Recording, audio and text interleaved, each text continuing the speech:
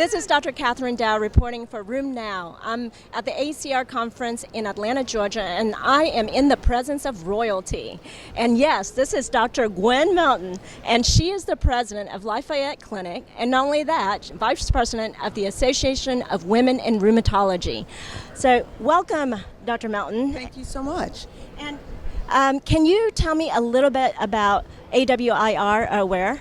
The Association of Women in Rheumatology was begun about 5 years ago, but the idea occurred 10 years ago when we looked around our college and saw that the college was pink, but the leadership was blue.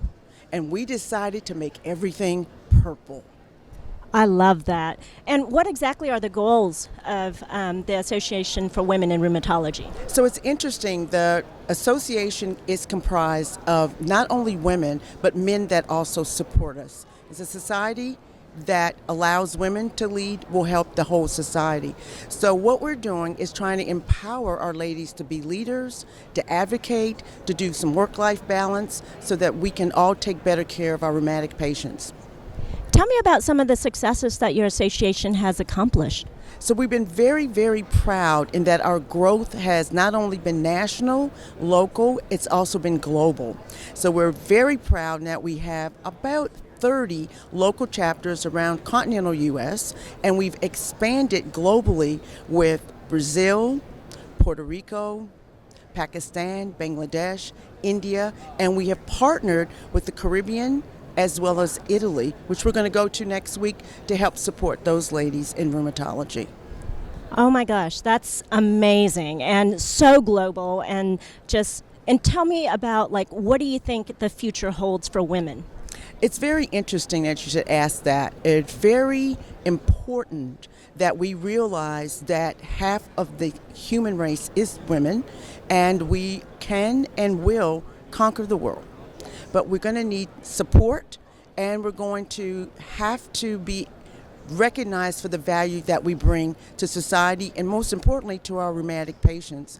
What our concern is that as we grow in our specialty, that we won't be valued as well, and this has to be addressed with the equity of pay that many of us are working on, including the Association of Women in Rheumatology.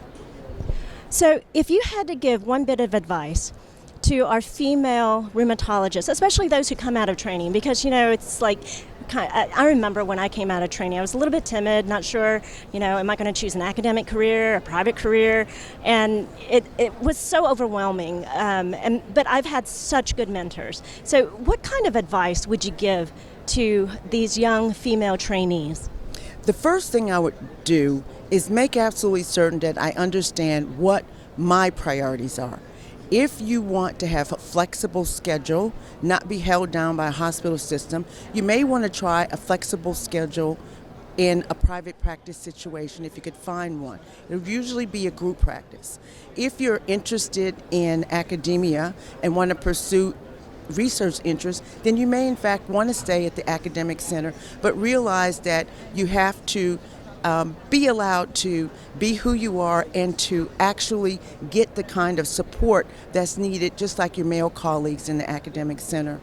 If you want a flexible job in a hospital setting, go and find out if the flexibility can be transferred properly, and look and see how you're going to meld all of that together with your domestic responsibilities.